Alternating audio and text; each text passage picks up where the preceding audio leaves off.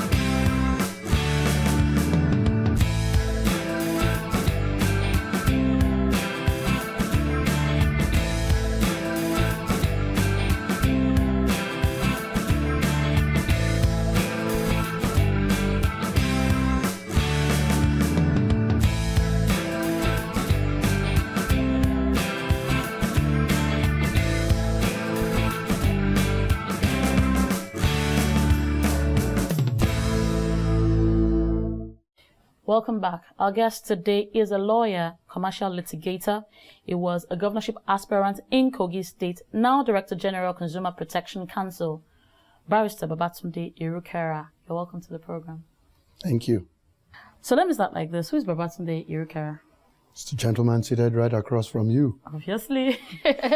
How would you describe yourself? Well, I suppose, I'm a lawyer, like you rightly said. I practiced law for the most part of my professional life. 7 months ago, I took this job as the Director General of the Consumer Protection Council. And prior to practicing, I studied at University of Ife. I went to law school in... Great Ife. That's good. I went to law school in Lagos. At the time, there was only one law school, actually. And then I started my professional career working in-house at a bank, and then became General Counsel of a property company. And then I spent about 10 years practicing law in Chicago. So what was it like growing up? Where did you grow up? How did you grow up? Well, I grew up in Ilorin. That's where I spent most of my early childhood, and grew up for the most part on a university campus, which is no frills and pretty typical. And I went to primary school in Ilorin, although I wasn't born in Ilorin, but I went to primary school in Ilorin. I went to secondary school in Ilorin. I actually started university in Ilorin, then ultimately graduated from Ife. Okay. So, growing up, who were some of the influences that you had from way back, people that you would say molded you? The Wright brothers.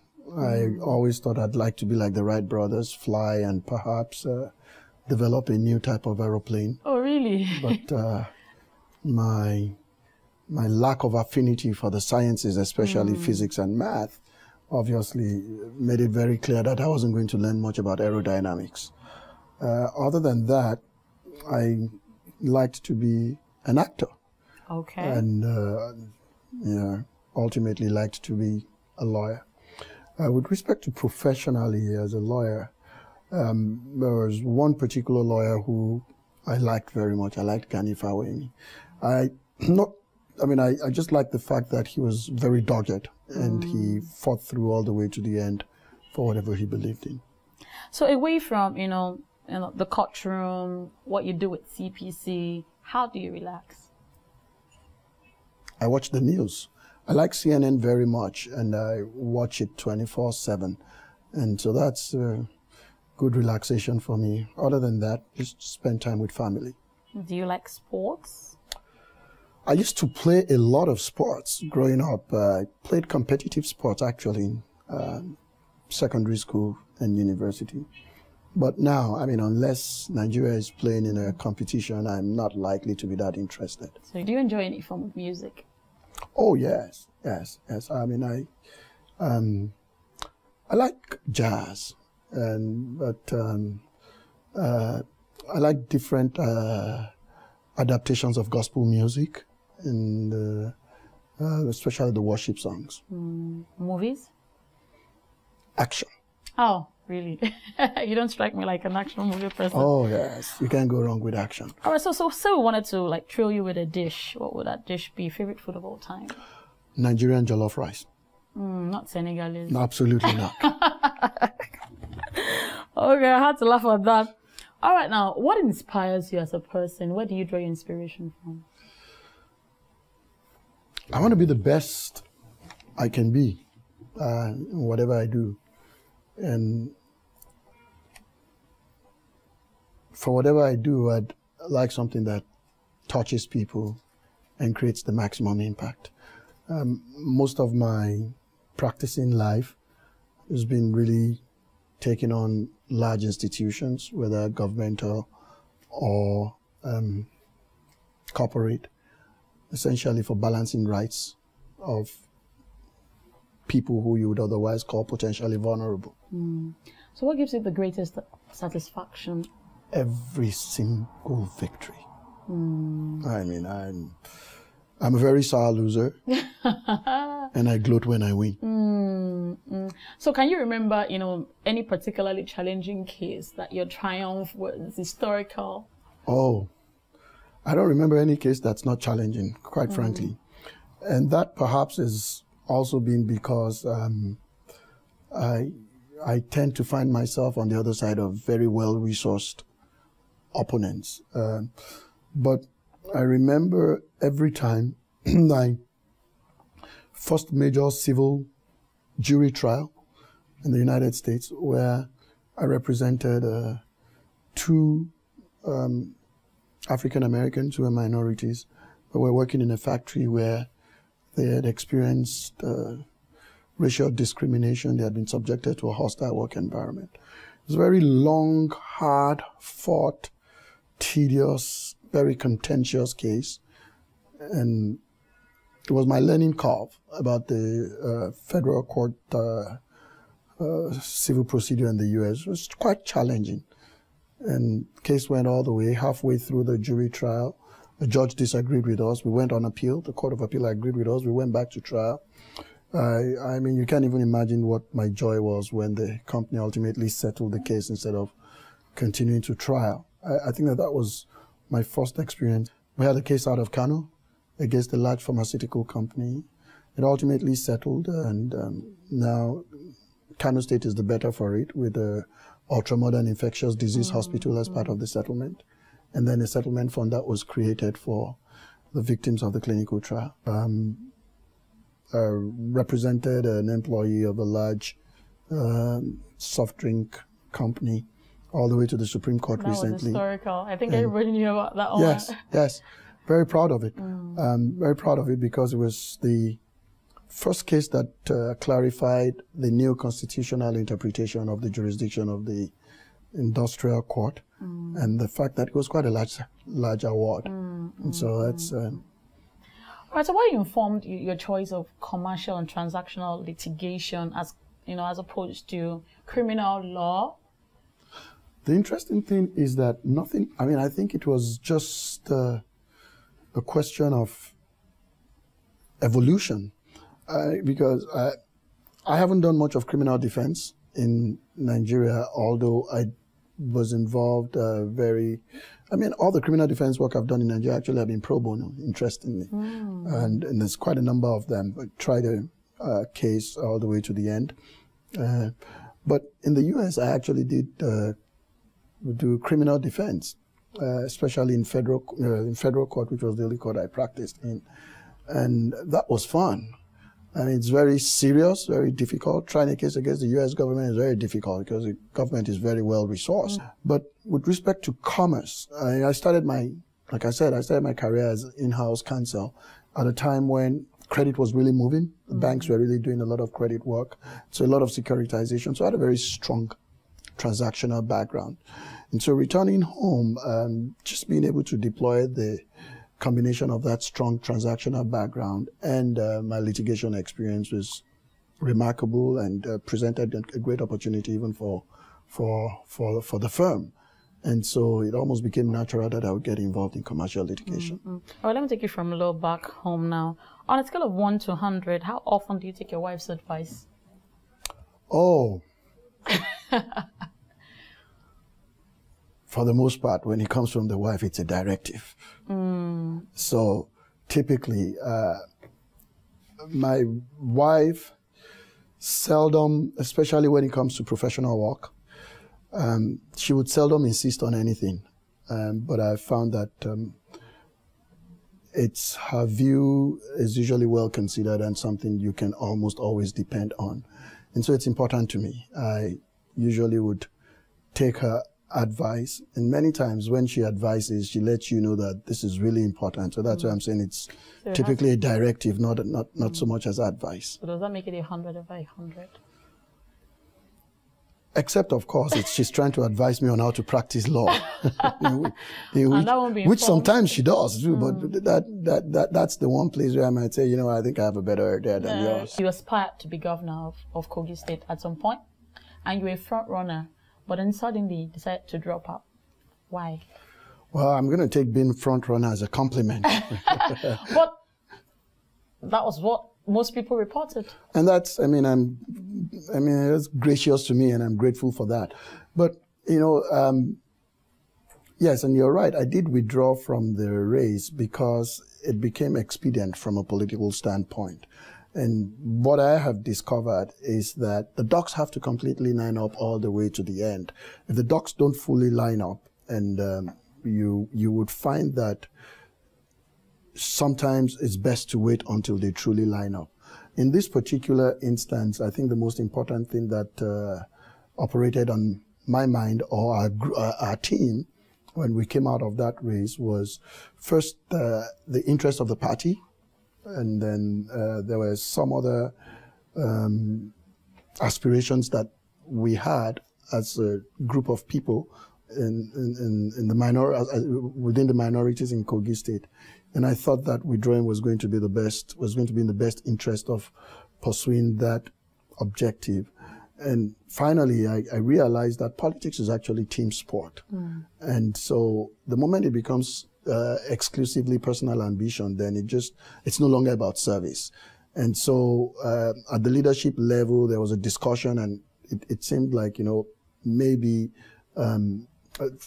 to keep the team and to continue to build consensus, someone had to show that maturity and come away from it. And I did that. All right, we're going on a short break now. When we come back, we'll still be speaking with the Director General of the Consumer Protection Council, Barrister Babatunde Irukera. Stay with us.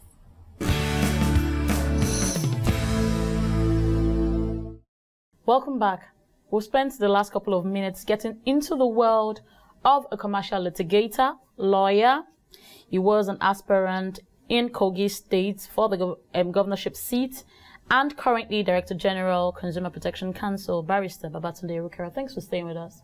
Thank you. Now let me ask you about, let's talk about the Consumer Protection Council. For a very long time, the council existed, but they didn't exist for Nigerians because it wasn't a place that, you could just go to lodge a complaint. People didn't believe that they could get results from the CPC. Tell me, how are things changing now? Well, I think the council has always existed for Nigerians from when it was, first the law was promulgated in 1992, but the council became operational in 1999. And I think it's always been, but I suppose the point you're making is whether Nigerians truly really knew about the council. I would say over the past 10 to 12 years, progressively the council has continued to raise its profile and its interventions and engagement in the marketplace. During the tenure of the immediate past Director General, I know the council made some pretty serious intervention in the markets, and that obviously raised the profile of the council, and lots of complaints started coming to the council. And in the period that I've been here, I found out that complaints come in here every single day, and you'll be amazed how many are resolved. We don't discriminate between complaints. We engage on every single one. And we get resolution, I want to say, in a timely manner in well above 90%. However, is that, can the council still be better known? I believe so. Has the council become better known even in 7 months? I believe that is the case also. And right now we've got a bunch of things going on. We're intervening in several markets at the same time as we speak. We've got an investigation that's open in cable television. We've got an investigation that's open in data services. We've got an investigation open in at least one food service or beverage industry. And we've got an investigation that's about to open in telecommunications. We've got an investigation that would open in banking. And we've got other things that are not investigative by nature. We've got a major initiative with respect to patients' rights. We've got at least one open investigation in aviation. And so we're intervening in many, many ways on a daily basis. I was going to, break the sectors down one after the other. And I was going to start with the banking sector, where people would complain about charges, ridiculous charges, and they seem to be very helpless. Like you sit in your house and you just say, well, next thing you have like 500 naira out of your money and you don't know what it's for. In cases like that, how do you begin to seek redress for this sort of complaints? And we do. I mean, and I think after complaints in the electricity market, which typically is about estimated billing, I think banking charges constitutes the next largest bulk of complaints, and we're resolving them one day at a time, several, and many times we're successful. However, what I find is that the real solution is not in this daily resolution of individual grievances. It's really going to be a more industry-wide intervention, and that's why I identified a key investigation that would at least attempt to streamline banking charges, clarify that space for both the consumer and obviously the banks. That's quite imminent. Do you see this happening, that in Nigeria one day consumer would be king? As it is now, consumer is not the king. But do you see it happening one day in Nigeria that consumer will be king? Well, I think from a rhetoric standpoint, we seem to understand, and even manufacturers and service providers understand that the consumer is the king, because that's their customer, and that's the whole basis why they're in business. But whether we have sufficiently captured the end-to-end type of treatment and service that characterizes royalty, for want of better language, that I think is where the issues are. And that's a very big conversation that I'm having with industry right now, that beyond understanding and respecting a consumer's right, you must make enforcement and respect for those rights extremely convenient for the consumer. And I think we will get there. What's your dream for the council? Where do you want to see the council by the time you're leaving? Where would you like to see the council? I'd like to see a council with far less complaints than I'm seeing now. I'd like to see a council that monitors the industry very closely and only intervenes when absolutely necessary. Not because we've mastered the process, but because really industry has learned to respect consumer rights. And I'd like to see a council that really has succeeded in educating consumers about their rights. Now let's go politics now. Youths from your area have urged you to vie for the senatorial seat in, I think, Kogi West, right? Yes. Yeah, Kogi West. Will you be heeding their call? And you're right. I mean, I've had a few visits. I think because Abuja is proximate to Kogi, it makes it easy, so it's easy for people to visit and say that. But like I said earlier on, the political process is far more complex than people wanting you to contest. And for me, contesting is not the only way to contribute to the process. It's not the only way to contribute to good governance. And more so, I have a role now that I'm extremely passionate about, and I'm focused on that. It's going to be, I mean, like you rightly said, it seems like the consumers are still slightly far behind from a treatment standpoint. I can't even imagine how to juggle a political campaign with also delivering on the mandate. And the presidency is very clear, as far as they're concerned, that putting people first, that's what this administration ran on, and that's what they emphasize. And they've entrusted so much to me to ask me to fulfill this role. And not only have they entrusted that mandate to me, they've also done an incredible amount of work in supporting the mandate from a budgetary standpoint, from an access standpoint, and from a resource standpoint. And I think I owe that obligation to deliver on that. And my sense of future public service or responsibility is really, people should have credentials. It should be based on credentials. And so for me, who's been appointed to do a job, the only credential that would qualify me to do any other type of work would be what I make of this opportunity or this mandate that has been entrusted to me. And so I suppose the short answer to that is that, I'm humbled by the fact that people think I have something to offer to run for elective posts, but by the same token, I've got a role that I'm fulfilling, and I'm focusing on that right now. All right, I'm going to box you into a corner now and ask you what your thoughts are on the Yahaya Bello administration in Kogi State. It appears that a lot of people from that state are displeased with the government there. What are your thoughts? Well, I'll be the first to agree with you that, yes, people are displeased. And am I entirely pleased? There's so much more we can do. I suspect the governor himself feels that there's so much more he can do if he had the latitude. But a few things. My approach to governance has always been, it can't be us against them. And so the electoral cycle is such that when someone gets elected, the campaign ends and acrimony must end. We must find ways to constructively criticize or constructively engage so that at the end of the day, it's the same people that you intended to govern when you got into the race that are being governed. And so if they're the victims of the process, then you must ask yourself the question, what contributions have you made? And I'm completely neutral in many senses. I'm neutral, and there are quite a number of different buckets in Kogi, and I have taken the position that all I want is for the people of Kogi to have the appropriate leadership and good governance. And I believe that that's not just something that one person, regardless of whether that person is elected, does. I think it's something that we all must contribute to.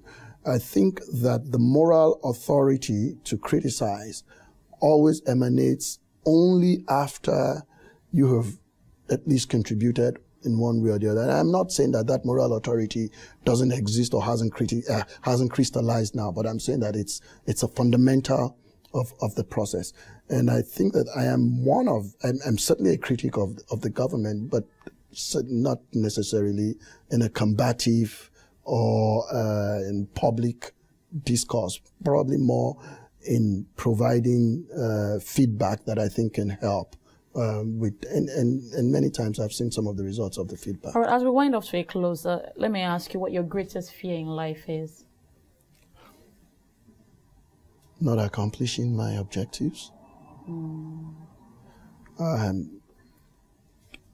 constantly evaluating my personal goals and even expectations of people, especially family. And I also worry with revising those expectations repeatedly in the context of whether they will be accomplished or not. There's nothing I feel sadder about than setting a goal, putting the effort into it, and not being able to accomplish it. All right, there was a question I wanted to ask you before, but I forgot, but I just remembered now. I noticed you use your left. Yes, so that is correct. I'm left-handed. Did you have any issues when you were growing up, No, I think using my left hand is natural. As a matter of fact, my younger brother is also left-handed, so although my father is not. And so I want to believe that there's probably something genetical about it. My only recollection was an incident when I was very young. Like I said, I wasn't born in Ilorin, I was born in Kaduna. I started my life in Zaria until I was about 4 or something. I have a very vague recollection of my mom engaging my teacher once when I was in very early childhood school and the teacher had said that I was very dull in class and I didn't want to do much of anything, and was wondering what exactly was going on or what had changed in the house. And my mom, who's also a school teacher, also understanding all of that, realized that we had just gotten a new person who was assisting us in the home. And so when she got home, she was asking, does the person have any problems? The person says, yeah, he's left-handed, so I've been trying to correct him not to do that. And so she said to him, you're going to have to leave him alone and let him express himself the best way. That's my only recollection. I mean, it used to feel awkward to eat with my hand, my left hand, where there were lots of other people, especially much older people. And so other than that, it doesn't bother me. I mean, I don't even feel any different from anyone else who uses their right hand. But it wasn't anything medical. It wasn't a coping mechanism for anything. I think it was just natural. I think it's just the fact that a lot of parents, particularly with your generation, would have stopped, their kids from using the left for whatever reason. No, neither of my parents had any problem with that. I mean, my parents have 2 sons. Both of them are left-handed. All right, lastly, let me ask you one thing that you know about yourself that a lot of people do not know, but you would like to share with them. That I can be a fun person. And, I mean, a good number of people think that I'm exactly like the clothes I wear, like a suit.